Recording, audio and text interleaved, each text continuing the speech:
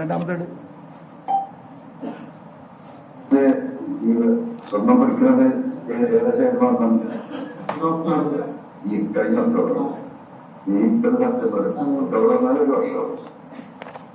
അപ്പൊ സൗദി അറേബ്യയിൽ നിന്ന് 1 വർഷം കഴിഞ്ഞിട്ട് വരുന്നത് 4 വർഷം. അപ്പോ അങ്ങനെ അവിടുന്ന് എന്റെ ജീവിത പ്രാരാബ്ദം കൊണ്ട് ഇത് കൊണ്ട് പോകുന്നു അല്ലേ? എത്ര സ്വർണം ഉണ്ടായിരുന്നു? 3 പീസ്. 3 പീസ്. 3 പീസ് എന്നാൽ ഇങ്ങനെ ക്യാപ്സ്യൂൾ മൊത്തം എത്രയായിരുന്നു? മൊത്തം 3 പീസ് 900 ഗ്രാം. എന്നിട്ട് ഞങ്ങൾ കൊണ്ടുപോകുന്നു ഫ്ലൈറ്റില് കയറി പോകുന്നു. ശരീരത്തിന്റെ ഉള്ളില് ആണ് ഇത് ബാക്കിൽ ഒളിപ്പിച്ച് വെച്ചിട്ട് പോകും.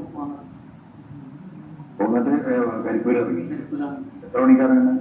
അത് 7 മണി ഏകദേശം രാവിലെ. അങ്ങനെ കസ്റ്റംസിലൊന്നും പ്രശ്നം ഉണ്ടായില്ല.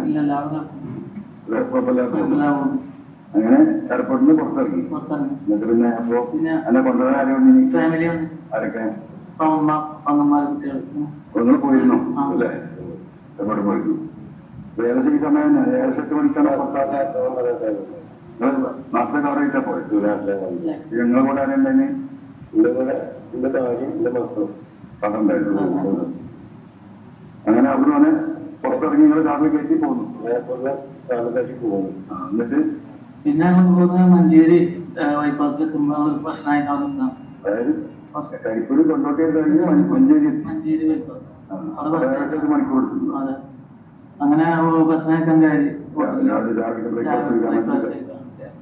അങ്ങനെ ഓർഡർ ചെയ്ത് കഴിക്കുമ്പോഴാണ് പോലീസുകാർ എന്താ വന്ന്. അല്ല, ഈ ഭക്ഷണം കഴിക്കാൻ ഓർഡർ ഇരിക്കുമ്പോൾ പോലീസ് വരും. പോലീസാണ് എങ്ങനെയാ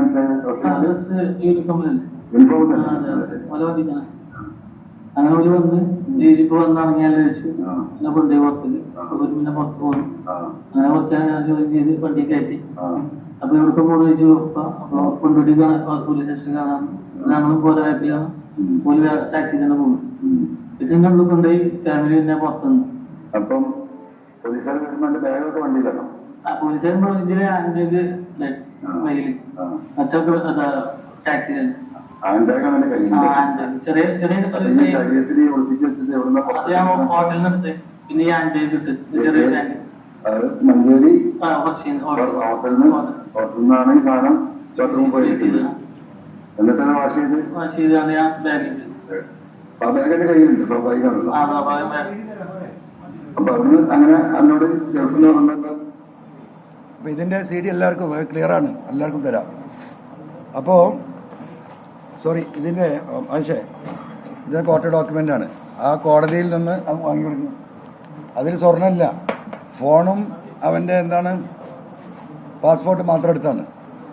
ഗോൾഡ് അതിൽ എത്രയാണ് എന്നുള്ളത് തപ്പിയിട്ട് ആ ഫയൽ കണ്ടിട്ടില്ല. 3 ദിവസമായിട്ട് അവിടെ വക്കീൽമാർ തിരഞ്ഞുകൊണ്ടിരിക്കുക. ഇപ്പോഴും 5 മണിയായി. ഇന്നല്ലെങ്കിൽ നാളെ കിട്ടും, അല്ലെങ്കിൽ ഇതും ബോഗസാണോ എന്നുള്ളത് അറിയില്ല, നമുക്ക് പരിശോധിക്കണം. ഇതാണ് ബഹുമാനപ്പെട്ട മുഖ്യമന്ത്രി PV അൻവർ കള്ളക്കടത്തുകാരുടെ സംഘത്തിൻ്റെ പിന്നിൽ പ്രവർത്തിക്കുന്നവനാണോ എന്ന് ചോദ്യം. അപ്പോൾ ഇനി കേരളത്തിലെ ജനങ്ങൾ വിലയിരുത്തട്ടെ.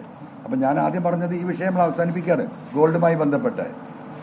ബഹുമാനപ്പെട്ട മുഖ്യമന്ത്രി ഇതിന് തയ്യാറുണ്ടോയെന്ന് എനിക്ക് വീണ്ടും ആവർത്തിച്ച് ചോദിക്കാനുള്ളത്. സിറ്റിംഗ് ജഡ്ജിയെ വെച്ചുകൊണ്ട്, സത്യസന്ധരായ ഓഫീസറെ വെച്ചുകൊണ്ട് ഈ പറഞ്ഞ 188 കേസും ഇൻവെസ്റ്റിഗേറ്റ് ചെയ്ത് ഇതിൻ്റെ യാഥാർത്ഥ്യം, എത്ര കിലോ സ്വർണമാണ് സുജിത് ദാസും ADGP അജിത് കുമാറും P ശശിയും കൂടി തട്ടിയെടുത്തിട്ടുള്ളത് എന്ന് പരിശോധിക്കാൻ ബഹുമാനപ്പെട്ട മുഖ്യമന്ത്രി തയ്യാറുണ്ടോ എന്ന ചോദ്യമാണ് ആ വിഷയത്തിൽ എനിക്ക് പറയാനുള്ളത്. രണ്ടാമത്തെ കാര്യം,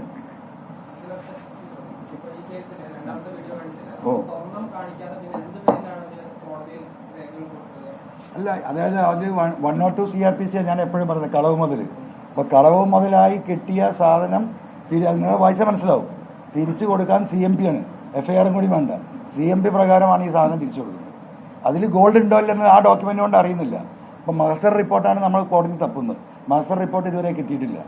ഇതാണ് പറയുന്നത്, ഈ പ്രൊസീജിയർ പ്രകാരമല്ല സ്വർണ്ണം കണ്ടെടുക്കേണ്ടത്. അത് കസ്റ്റംസ് ആക്ട് പ്രകാരമാണ് കണ്ടെടുക്കേണ്ടത്. അവിടുന്ന് അത് കിട്ടിയാൽ നേരെ എയർപോർട്ടിലാണ് കൊടുക്കേണ്ടത്. അവരാണ് അതിൻ്റെ പ്രൊസീജിയർ ചെയ്യേണ്ടത്. പോലീസ് ചെയ്യേണ്ട അതിൻ്റെ റിവാർഡാണ് വാങ്ങിയെടുക്കേണ്ടത്. പക്ഷേ ഇതിൽ റിവാർഡ് കിട്ടൂല. എന്താ മനസ്സിലായത് നിങ്ങൾക്ക്? പോലീസിന് കിട്ടൂല. കാരണം ആരാ? ഇൻഫോമർ കസ്റ്റംസാണ്. പാസഞ്ചർ ഈ സാധനം ശരീരത്തിൻ്റെ ഉള്ളിലും ബാഗിലും ഒളിപ്പിച്ച് വരുമ്പോൾ അവിടുന്ന് സ്കാൻ ചെയ്യുമ്പോൾ കസ്റ്റംസുകാർ ഇത് കാണുന്നുണ്ട്. കണ്ടാൽ അവർക്ക് അങ്ങോട്ട് പിടിച്ചാൽ പോരെ? അവർ പിടിക്കുന്നില്ല. അവരാണ് സുജിത് ദാസിൻ്റെ ടീമിന് പുറത്ത് നിൽക്കുന്ന പോലീസ് സംഘത്തിന് വിവരം കൊടുക്കുന്നത്. കാരണം ഇവിടെ എടുത്താൽ അതിൻ്റെ പെർസെൻറ്റേജിന് പരിമിതിയുണ്ട്. പുറത്ത് കിടന്നാൽ ഈ പറഞ്ഞ പോലെ 30, 40, 50% വിഴുങ്ങാം. ബഹുമാനപ്പെട്ട മുഖ്യമന്ത്രി മനസ്സിലാക്കേണ്ടതാണ്. പോലീസ് ആ എയർപോർട്ട് 129 കേസ് അദ്ദേഹം പറഞ്ഞല്ലോ മലപ്പുറം ജില്ലയിൽ നിന്നാണ് പിടിച്ചത്. സത്യമല്ലേ? ഈ കരിപ്പൂർ എയർപോർട്ട് എവിടെയാണ്? കരിപ്പൂർ എയർപോർട്ട് എവിടെയാണ്? മലപ്പുറം ജില്ലയിലല്ലേ? തിരുവനന്തപുരത്തിരിക്കുന്നവന് മനസ്സിലാവില്ല കോഴിക്കോട് എയർപോർട്ട് എന്ന് പറയുന്നതിന്. അപ്പോൾ കോഴിക്കോട് എയർപോർട്ടാണെന്നാണ് ജനം തെറ്റിദ്ധരിക്കുക. ആ എയർപോർട്ടിൻ്റെ പരിസരത്ത് പിടിച്ചാൽ മലപ്പുറം ജില്ലയാണ്. അപ്പോൾ മലപ്പുറം ജില്ല അതിങ്ങനെ ആവർത്തിക്കുന്നുണ്ടല്ലോ. എന്താ ഉദ്ദേശം? സത്യസന്ധമായി പറയേണ്ട അദ്ദേഹം. ആ എയർപോർട്ട് അവിടെ ആയതുകൊണ്ടും ആ എയർപോർട്ടിൻ്റെ മുറ്റത്തുനിന്ന് പിടിക്കുന്നതുകൊണ്ടാണ് 129 കേസ് മലപ്പുറത്തായത്. അവിടുന്ന് ഒരു 7 കിലോമീറ്റർ പറഞ്ഞാൽ കോഴിക്കോട് ജില്ലയാണ്. ഇവിടുന്ന് ഈ പയ്യൻ മഞ്ചേരി നിന്നാണല്ലോ പിടിക്കുന്നത്. പക്ഷേ മലപ്പുറം ജില്ല. അത് പടിഞ്ഞാട്ട് പോയാലോ 8 കിലോമീറ്റർ പോയാൽ പുലിക്കൽ കഴിഞ്ഞാൽ രാമനാട്ടുകര കോഴിക്കോട് ജില്ലയാണ്. പക്ഷേ ഈ സാധനമൊക്കെ വരുന്നത് എവിടെയാണ്? ഈ കോഴിക്കോട് എയർപോർട്ടിൽ. മലപ്പുറം. നമ്മൾ തന്നെ പറയുമ്പോൾ കോഴിക്കോട് എയർപോർട്ട് ആയി പോകണം, മലപ്പുറം ജില്ലയിലാണ്. അപ്പോൾ അങ്ങനെ ബഹുമാനപ്പെട്ട മുഖ്യമന്ത്രി തെറ്റിദ്ധരിപ്പിക്കരുത്.